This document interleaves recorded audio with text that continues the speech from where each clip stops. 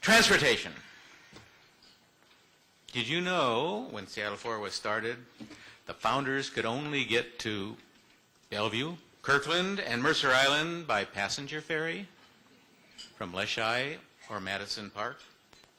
And the Puget Sound stern and side wheel mosquito fleet was being replaced by ferries because of a new invention, the car. Today we face Proposition 1, a little bit more complex road and transit tax package. If you're like me, it's a jungle out there with all the newspapers, television, and rhetoric. In a few weeks, though, 3 counties of us have to decide, will I vote yes or no? We have 2 people here who may help. To introduce them and serve as interlocutor is our distinguished member, Mark Wright, evening anchor of Q13 Fox News. Please welcome Mark and our proponents.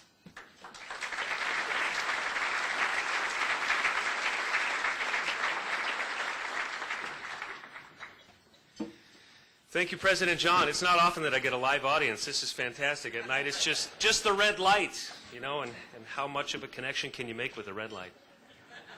You know what? These are my favorite programs because I, like you, if you've seen some of the commercials, some of the news coverage on this and other issues, it's frustrating at times to really make sense of it all. So these really are my favorite programs because we get to come away at the end of this knowing a lot more real information about this. So as President John said, Tuesday, November 6th, Washington voters in King, Pierce, and Snohomish counties will decide Proposition 1. It's called the Roads and Transit Funding Plan that proposes building new light rail lines to the north, to the south, and to the east of Seattle. It proposes building new street and highway lanes, and it also proposes to partially fund a new bridge on 520. Now, the voters' pamphlet says Proposition 1 will cost us a sales tax increase of 6 cents on every $10 we spend, and a car tab tax increase each year of $80 for every $10,000 that our cars are worth. If you've been following Prop 1, as I said, you know it's tough to sort out actually what the real numbers are. Lots of different numbers have been tossed around, and we have 2 very distinguished guests today to help us figure all this out. Kemper Freeman will speak against Proposition 1. Mr. Freeman's family, as most of you know, is responsible for turning a strawberry patch into a regional shopping center in Bellevue, among other commercial ventures. I'm not going to spend a lot of time on the intros because you know these 2 very well. He is also a member of the Bellevue Rotary, a former state legislator, and very involved in a number of civic causes. King County Council member Julia Patterson is going to speak in favor of Proposition 1 today. She too is a former state lawmaker, has a long history of public service at the city and county levels as well. Right now she also sits on the Sound Transit Board of Directors. And probably more importantly, she is the vice chair of the Regional Transportation Investment District. That is the group that was charged by the state legislature with creating the plan that we now call Proposition 1. Each will have up to 10 minutes in their opening statements to make their case. After that, we're going to take questions from you in the audience. And I really want to encourage you, think about your questions, and in the Q&A, we're going to have a very lively Q&A so that we really can flesh this stuff out. We're not going to be cutting people off unless they get out of hand, and we'll be wrestling them to the ground. But I really want to get that Q&A really lively so that we can really flesh all of this stuff out. So first, I would like you to please welcome Councilwoman Patterson to the podium. Thank you very much. You have 10 minutes for your opening statements.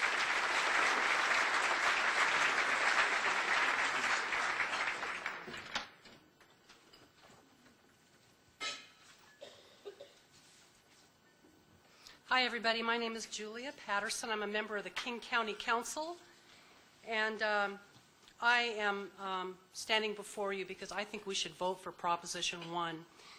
And I'm going to give you some of the reasons why. First of all, I'd like to just briefly, for the sake of setting the stage, define the problem for you.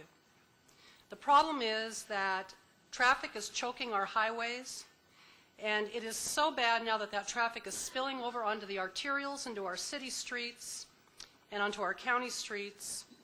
Transit is not as frequent as it should or could be. There are some areas in the region within the urban growth boundary that still do not have transit, and these areas are among our most quickly growing areas. And there are some of those, like I said, some of those areas have no transit at all. 405 is a parking lot. That stretch of 405 between Renton and Bellevue going north in the morning, the average speed is now 23 miles per hour. But this is what's significant about that. That goes on for 5 hours a day. And so there is an example of a section of state roadway which is very near failure. It's going to fail. There's another state route called State Route 509. It's a state highway of significance that literally stops right in the middle of a suburban city, the city of SeaTac. It stops in the middle of nowhere. The safety of our 520 bridge is compromised, and there are no HOV lanes on that bridge. There are gaps in our HOV lanes. So even if you want to take transit, even if you want to leave your car at home, your bus in many parts of this county, in King County and in Pierce and Snohomish as well, your bus is going to get stuck in that same traffic jam as the single occupancy vehicles. And there are other problems as well. We don't have bike lanes. We don't have shoulders. So, you know, if we don't do anything about this, it's only going to get worse. Doing nothing results in things just getting worse. That will have ultimately a profound effect on our economy and our quality of life. Our region's population is projected to increase by another 1.2 million people by the year 2025. Those people are primarily our grandchildren. So those folks aren't coming here from Mexico or from California. They are just our grandchildren. So 1.2 million people, that's equivalent to the entire downtown metropolitan Portland, Oregon area. They're going to come here. And the other thing is that the cost to address this problem, the cost to fix the roads and to provide transit is only going to increase with time. In fact, the plan that is before you that you'll be voting on, every year that we delay that particular plan, the cost of it will go up by at least $500 million per year for a lot of reasons that I won't go into right now. So what you have before you is a great opportunity. It's an opportunity to move this region forward. It's an opportunity to make getting around the region much easier. It's an opportunity to provide us with choices besides our single occupancy vehicle. The proposal that is before you will tackle congestion. It'll fix the worst choke points in the system. It will expand light rail to the Tacoma Dome to the south, over the Snohomish County boundary to the north, and across Lake Washington to the east. And it will also expand express bus service. And the plan has been worked on for over 5 years. It is designed to create a seamless transportation system that works across city and county boundaries. So there are no artificial governmental boundaries that are constraining the ways in which we are investing. The investments are being made based on the ways in which people travel.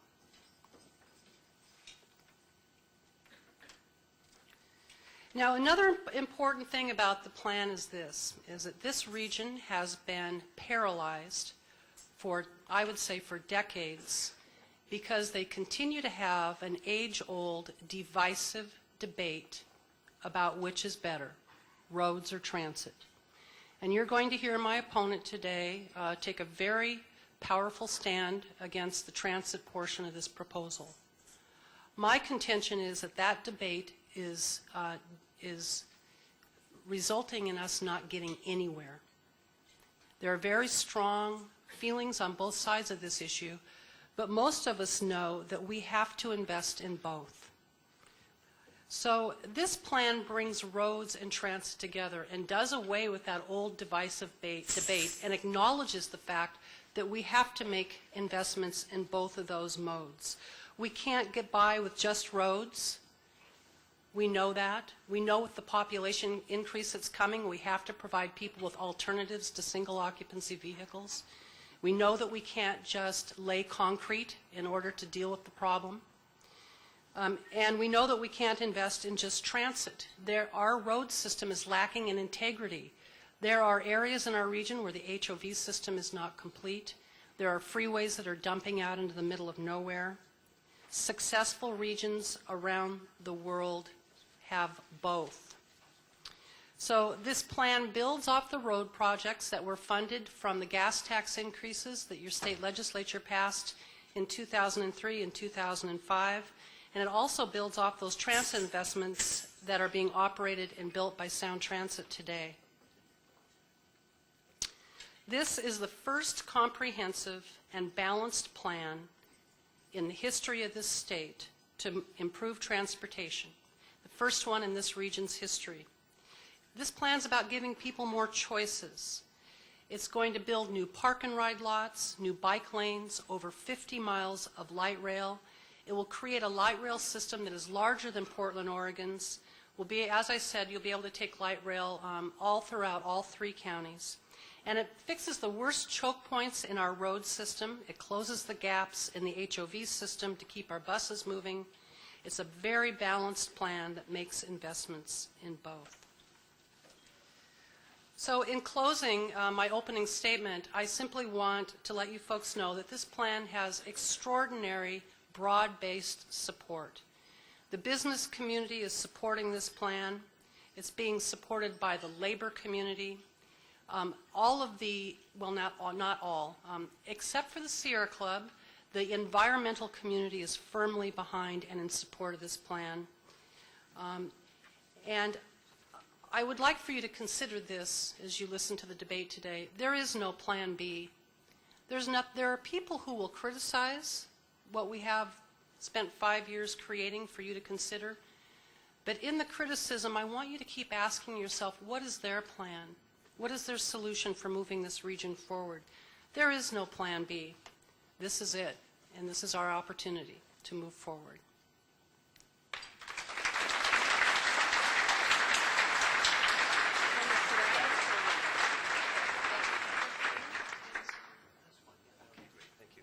Thank you, Councilwoman Patterson. Mr. Freeman, you have 10 minutes to make your opening statement. Thank you.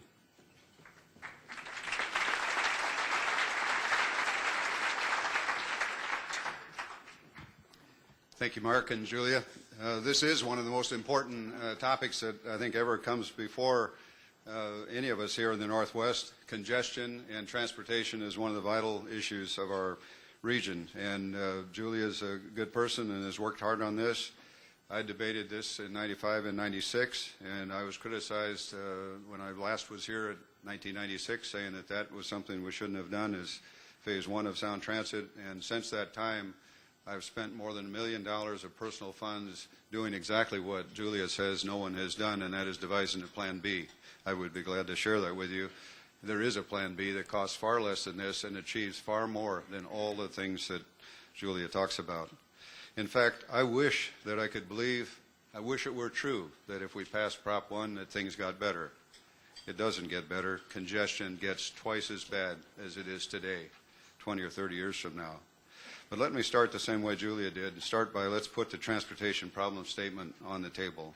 I think there's 2 main pieces of the transportation problem today. Number 1, congestion is unbearable. We have some of the worst congestion in the 3 counties of metropolitan Seattle of any metropolitan area in the United States. Some studies say we're number 2, some say we're number 3, some say we're number 5. I don't care which one is right. They're all ones that's where we're living, is in that congestion. The second part of our transportation problem is even more important. And Julia mentioned there's 1 million more people coming in the next 20 years. What she didn't mention was that represents 55% more daily trips. Our current transportation system is going to be burdened with 55% more daily trips. You and I and all of us together in 3 counties make 11 million trips per day. That's expected within 20 years to grow to 17 million trips a day. That's 6 million new trips that aren't even in the system today. When was the last time you heard a politician tell you how many of those 6 million new trips are going to be accommodated by Prop 1? I haven't heard it yet. I've read it in their numbers. It is almost nothing is being served in that group, and I'll get to that in a minute. Politicians have been dealing with transportation only as political people can, and that is they keep dealing with it like it's just a political problem. It's politicians playing politics with one of the most important issues of the day, and what's totally missing is sound performance-based transportation principles. That's what needs to be in front of us, and because of all this lollygagging over the last 2 decades, we now have a very serious transportation crisis. And if we go ahead and vote, as we're being told to by many of our leaders in this area, 20 to 30 years from now, the system may be finished, and it will not accommodate the new trips. Their own studies show that it does not accommodate the new trips, and their own studies show that congestion will be twice as bad as it is today. So we have a plan that only politicians could love. This is a plan that raises lots of taxes. I used to be a politician. I know what taxes look like when you're an elected official, what they are as a taxpayer. I prefer being a taxpayer, but it's more fun spending somebody else's taxes. And what this plan does is, when you add up the total cost of the taxes that are in Proposition 1, the total cost you and I are being asked to pay with a straight face will total $157 billion over the next 50 years. $157 billion. That's the largest tax increase for local government in the history of the United States. There's little deceptive things that they don't even add up when they tell you the numbers. The phase 1 of Sound Transit, which was supposed to be fully completed in 2006, was only supposed to have cost $3.9 billion. They neglect to tell you that those taxes that we passed back in '96 get extended for another 50 years. They forget to tell you that simply extending that tax that was supposed to end last year, that tax equals $60 billion in cost to you and me over the next 50 years. And you add up the new taxes altogether, it's 157. For a road and transit plan that Julia and others say it's a balanced plan.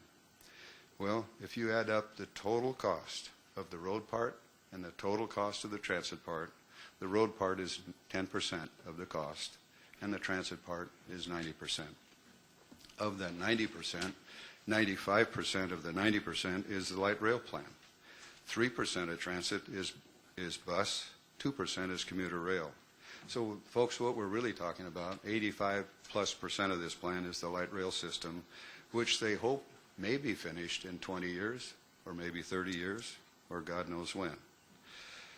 If and when it's finished, and if it works as well as they think it will, 74,000 new riders to transit are expected to ride the light rail system. 74,000. Remember, 17,000 of us are moving about 20 years from now. 6 million of us 6 million brand new trips. So this is 0.5% of our mobility is going to be where 85% of this 157 billion goes. How could any adult look you or anybody else in the face and say that is a wise investment? It is absolutely crazy. Just take the 6 million new trips. 5,926,000 of the new trips aren't going to be on the light rail. They're going to be right there stuck with us in traffic in the road system, and that's the large reason why the traffic nearly doubles in the next 20 years. The RTID is the road part, and it's by far the better part of this thing. It actually does more, several times more than the transit part. It only costs 10% as much. But and I'm generally a road person, but this is not a great road package. It's full of things that it starts and doesn't finish, and it really doesn't accomplish anything, and they have totally missed the point of the 2 main objectives that needed to be driving this plan aren't driving it, and that is we need to reduce congestion in these 3 counties, and we need to accommodate the new trips that aren't even in the system. This plan does neither one. congestion gets worse in all three counties. It gets twice as bad 20 years from now. I don't think you'll see that on those fancy TV ads that Sound Transit and others are pushing. So we have a $157 billion tax increase, and realize that only people pay taxes. If you spread that around to all the households in three counties, the average household, and let's hope that we're all average, would be about $2,000 a year for the next 50 years.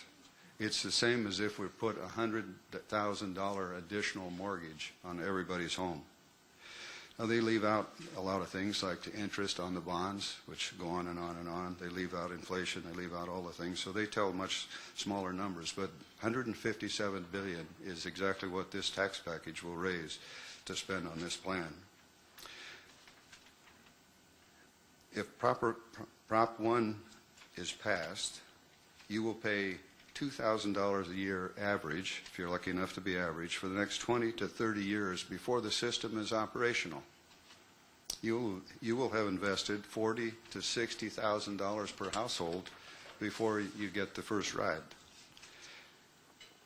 That's a kind of a long time to wait for a payoff, and I don't think you'll be very happy when it does. And let's look for a minute at the folks who are telling us we should do this. They're the ones that told us we should vote for Prop 1 to start with, or Sound Transit 1, Phase 1, and what it would cost. And they also, I debated them over 100 times, they also said they would never be back for Phase 2 until they had earned our respect from meeting their projections, which they said were very conservative, that they would never need the money that they asked for in '96, and they wouldn't be back until that system was up and running and had the ridership, and they got it built on time, on budget, as promised. And let me tell you, they are 10 years behind, which is 100% behind on the schedule. They're almost 300% over on budget. They're only projecting 1/3 the ridership that they told us it would have for light rail when they passed it in '96. And they're only building about 18 of the 21 miles, and they've left out a whole bunch of stations. I mean, I don't think we'd be smart to ask these guys what time it was, because I don't think they know.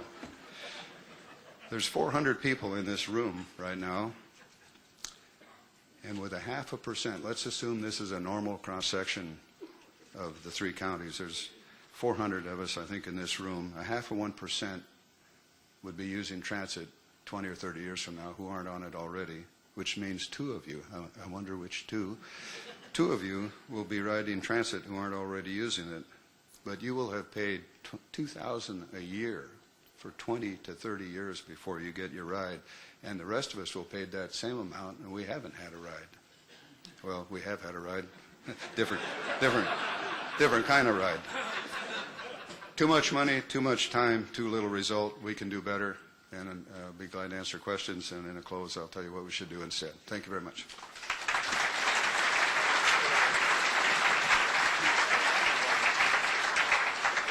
Okay, now the fun begins. But before we get to the first question, I wanted to give Councilwoman Patterson a chance to respond. The allegation has been made that most of this money is going to go to transit, and it won't move nearly enough people. How do you respond to that? Thanks for the opportunity to respond, and I'm going to get a little bit feisty here, so here we go. First of all, I want you folks to know that that number that you heard, the $157 billion over 50 years, that number is wrong. It's false. It's fiction, and it is not too low. Okay, when I said lively debate, I didn't mean that. So in answer to both of my opponents, the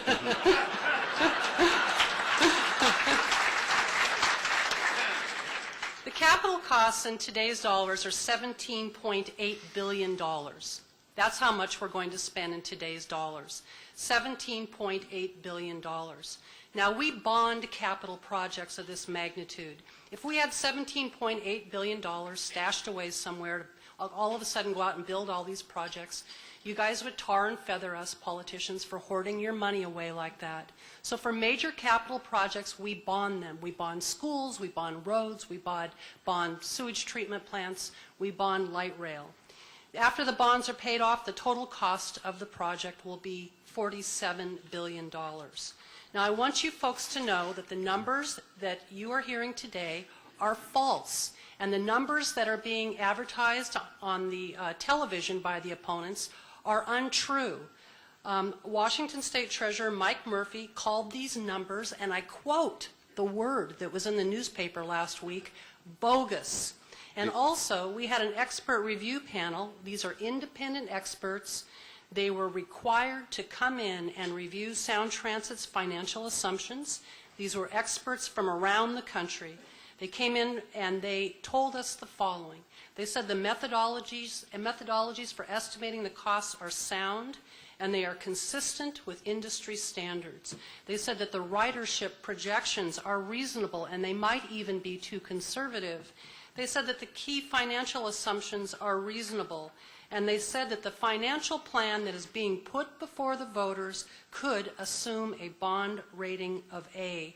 In closing, I want you folks to realize Sound Transit is the most heavily audited transportation agency in the state of Washington. Okay, I'm going to hold you right there, Councilwoman Patterson. Where did you get the $147 billion? It's $157 billion, and believe me,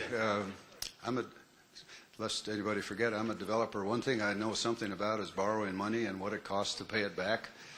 The only difference is I borrow it and I have to pay it back. That's one way I know about it. The second way is I'm chairman of a bank, and our regulators of the bank tell us how we must, under penalty of law, tell the customer what something's going to cost when they borrow money. And if I quit doing that or don't do it right and do it just exactly the way we calculated the $157 billion, not the way Sound Transit's doing it, not the way Julia wishes they were doing it, this is what the cost is when you add interest and conservative inflation together to these cost estimates. And if in fact it's true, it will mean they manage this thing far better than they did phase one of Sound Transit. So I dream that it's only $157 billion. Okay, I think it's time to go out to some questions. If anybody has questions in the audience, we've got one over here. Craig, well, you're going over to Sally over here. Oh, I'm sorry, Todd is. Go ahead, Sally. Thank you. We're schizophrenic in this region. We all hate our congestion, and we all want something done. And if we look at the history of this thing, 1968, with Jim Ellis's rapid transit part of forward thrust, we turned that down. 1996, we turned down the regional transit. 2002, we turned down R51. If not now, when? I think we should go now, Sally. And you brought up forward thrust. I'm old enough to remember the forward thrust vote when we turned down the opportunity to fund a transit system back in 1968. That was a $374 million proposal in 1968 dollars. It would have built 47 miles of rail. It would have had 32 stations, and the cost per household back then would have been about $20. It garnered a small but extremely effective group of opponents that played on fear. And this is what they said back then. They said it was a financial booby trap and it was a monument to socialism, is what they said. And so what happened, because that measure failed, if it had passed back then, that system would be up and running and it would be paid for today. If we had garnered 2 more percentage points at the polls, we would have that system paid for and running today. Okay, Mr. Freeman, you said you have a plan B. What is it? I need to tell the rest of the story on that one. The Atlanta, this is a favorite myth that's been told so many times. People like Julie actually believe it. We did vote no on forward thrust, but it did go to Atlanta, and they got the free federal money that we could have had here. And that sounds good, but let me be Paul Harvey and tell the rest of the story. Somebody's cell phone is having fun with the mics.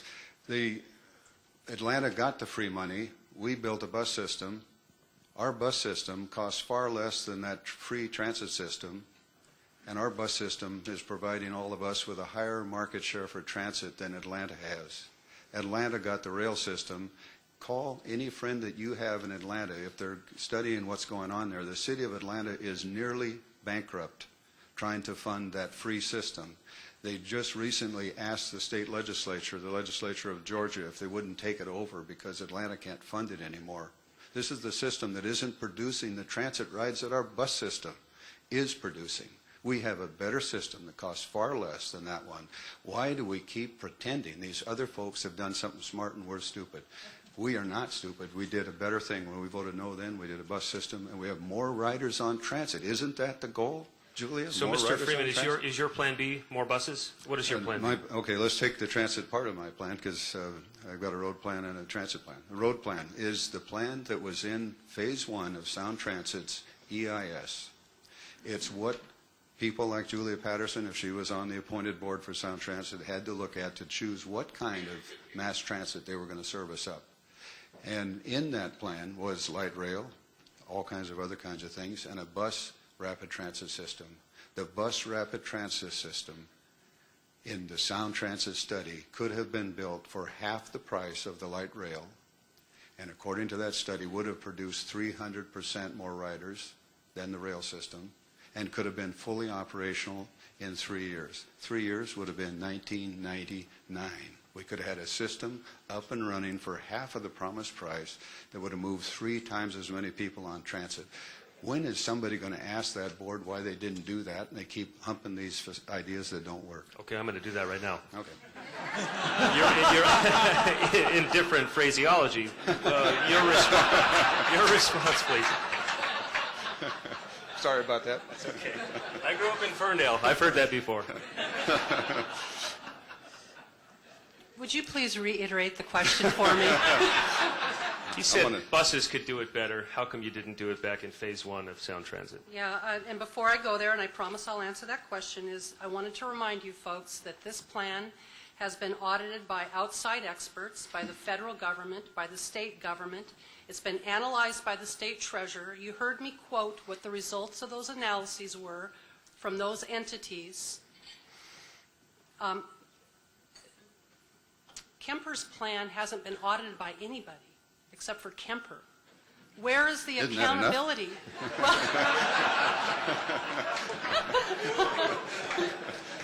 But seriously, where is the accountability there in that plan? I mean, it is a representative democracy. We are responsible to those who elect us, to the taxpayers. We lose our jobs when we mess up. And so everything that we do is public. These audits are public. The results of the audits are public. The state treasurer's analysis of Kemper's numbers are public, and they are saying that they are bogus. His numbers are bogus. He's withdrawn that statement, by the So, way. really, I haven't seen that in the newspaper. I'll look for that tomorrow morning. Okay, But let's go to one more question, unless you had something. Okay, Bernie?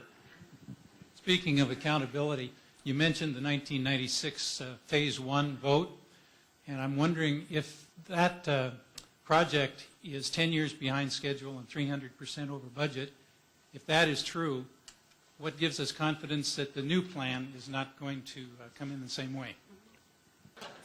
Okay, so the state legislation that created the road side of the proposal, the RTID side, the $7 billion that we will be investing in roads, has a provision in it that says that if any of the projects go more than 20% over budget, that it will have to come back for reanalysis and potentially for another vote of the people.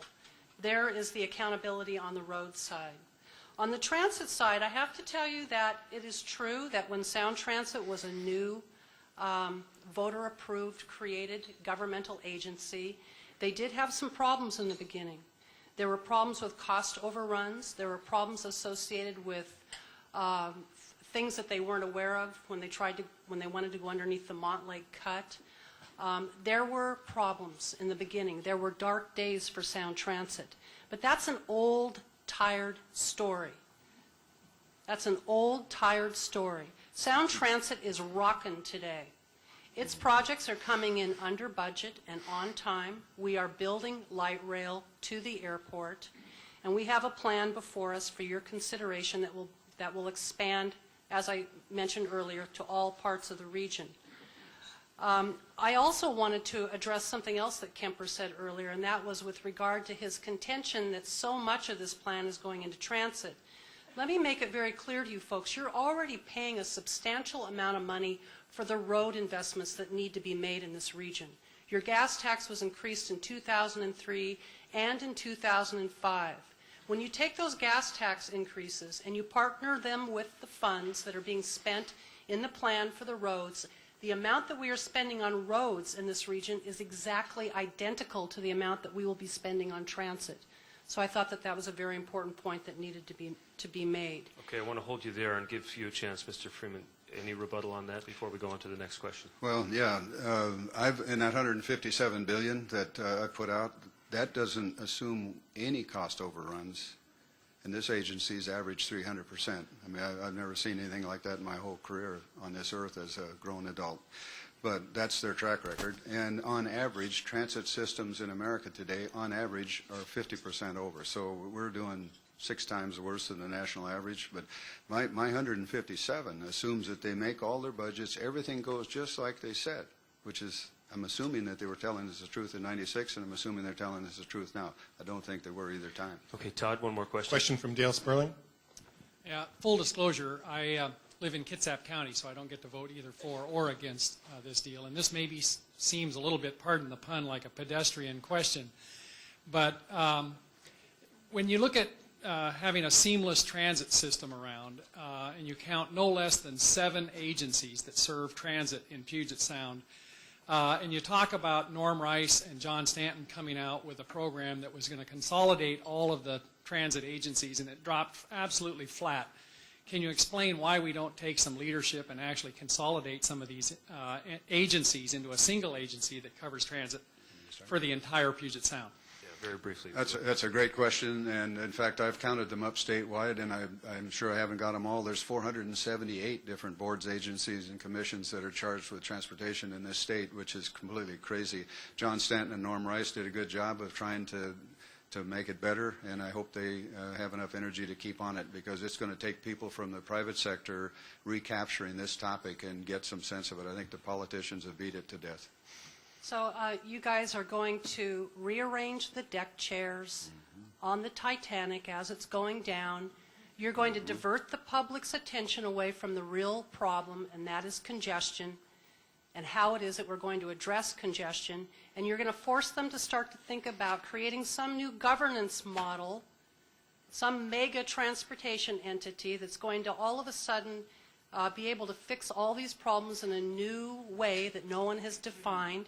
You're going to pull our attention off what it is that we need to be doing, and that is building these roads and getting this transit system up and functional, and you're going to set us back another 3 to 5 years with that discussion. Now, in King County, we have King County Metro that provides local bus service. We have Sound Transit that provides regional transit service. What's so difficult about that? Why is that? I just don't know that that is a problem. But I really warn folks, the discussion about creating a new mega transportation agency will divert us and waste our time so that we don't address the real issue, and that's getting these projects built. I wanted to give you both 1 minute for closing. I apologize. Can you make it real quick? Real quick, I'm a simple guy, Julia. Do you dispute the fact that 2 people in this room out of the 400 will not be on the road, and I'll still have to follow everybody else under your proposal? I apologize. I want to answer your question, but I need you to ask me again. I didn't completely... So, Mr. Freeman, Half of 1%. said that under the new plan, only 0.5% of us would be riding, did you say mass transit or rail? New transit riders on the rail. Again, I'm going to use the word bogus. I hope you don't think it's too rude. It was the state treasurer's word. Let me tell you, Kemper's analysis counts all of the trips in a 24-hour period, which means when you realize that you're out of milk or diapers or at 1 o'clock in the morning, you run to the store, and he's counting that as a trip on transit. His base numbers are very large, and using his analysis methods, we would discover that the I-90 bridge only carries 1.5% of all the trips. Transit matters most during the peak periods. Transit matters because it matters during the time when all of the world is trying to get on the highways. And during that time, during the peak periods, transit in this area carries approximately 40% of the trips. And when we get light rail built, when we get this package passed, Sound Transit 2 will carry 50%. That's half of the trips during the peak period in and out of Seattle on I-5, on the 520 bridge, and on the I-90 corridors during rush hour. Okay, I'm going to have to hold you right there. I wanted to ask you briefly, though, this is an important package, and the county executive in King County, the most populated county, doesn't support this. He's come out against it. So don't you think that says something about it? And I just want to let you respond. Want me to go first on Yes, that? yes. If you could briefly, because I want to Okay. give you a closing statement. Ron Sims is wrong on this issue. He voted for this plan before he came out against it. He sat with me in the room for years while we were devising this plan. He never expressed his concerns. He never tried to change the plan or to move it in a different direction. He voted for the plan that is before you. I don't know why he did that. He hasn't shown us what his alternative is. We don't know what it is that he has in mind. But I do think it's very important for you to know who's supporting the plan. Okay, I'll include that in your closing statement if you want to begin that now. I'll give you a minute right now. Okay. In closing, I guess I'll just go back to what the problem is and redefine for you folks what it is that we're trying to deal with. And that is that traffic is choking our highways. Transit is not frequent enough. Some areas don't have any transit. Our state roads, our parking lots, and we need a solution to that problem because there's going to be another 1.2 million people that move into this region in the next by the year 2025. This is our chance to move forward. This is our opportunity to address that problem. This is our chance not to repeat that mistake that was made back in 1968. This is our chance for our children to say, when they look back 40 years from now, for them to say that what they see was that there was a generation that did not repeat the mistakes of our generation, that we chose to build this critical infrastructure that will be necessary to support them and their families and the jobs and businesses that we want in this region. This plan has significant broad-based support from, how much more time do I have? 3 seconds. 3 seconds. I'm a TV guy. It has to be fast. This plan has significant broad-based support. Thank you for inviting me. Thank you. Go ahead, Mr.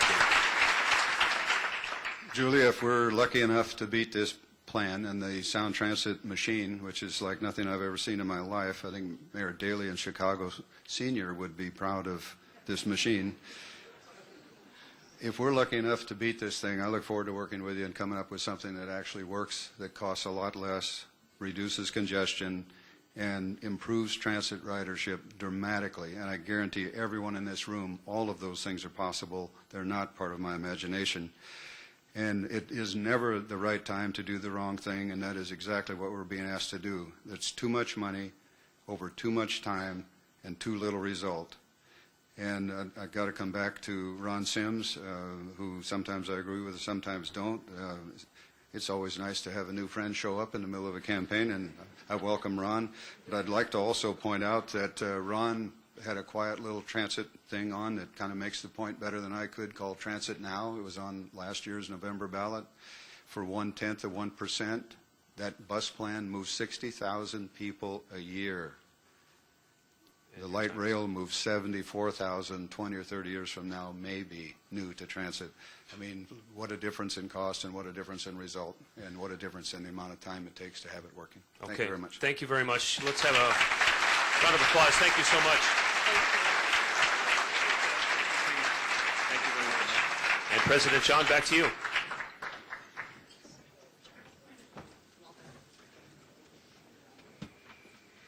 Thank you, Julia Kemper, for giving us lots to chew on. And thanks, Mark, for moderating. Appreciate that. Let's all thank them. Our applause says thank you, Julia and Kemper. Appreciate that. Next week, it's at the Red Lion. We showcase business, improving the climate for small and medium-sized businesses, as observed by Dino Rossi. On the short program, Leon Moss will capture your attention with new conclusions on the status of women and girls in our region. I'll see you then. We're adjourned.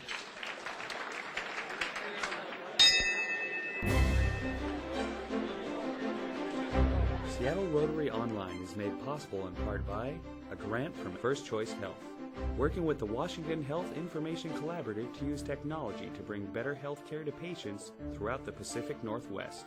First Choice Health,